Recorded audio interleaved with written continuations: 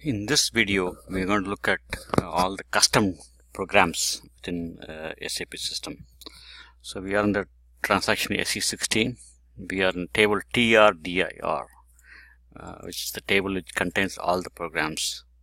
So we're going to execute that. We're going to say Z star.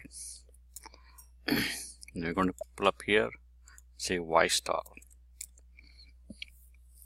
Okay. So then what we also need to do is program type. We want to say we want to executable program.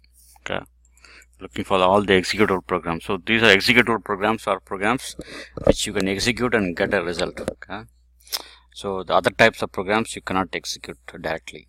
Okay, so we just want that. Now we're going to say number of entries. So 4085 tables are there in the system. Okay, so now let's I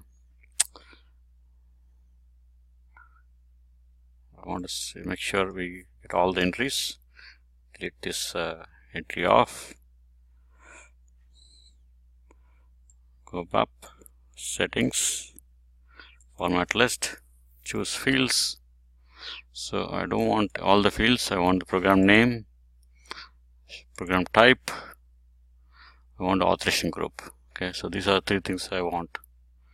Apply, execute. So now it's giving me the programs, and then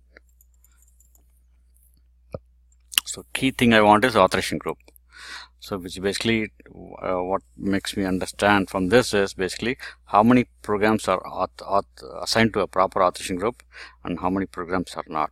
Okay, so so with this list I can go back to the technical team or functional team and say these are the programs. So how do we ascertain that these programs are not sensitive, and then what is the proper authorization group which needs to be assigned to them. Thanks for watching the video. Click on the link below to download a step-by-step guide. Thank you.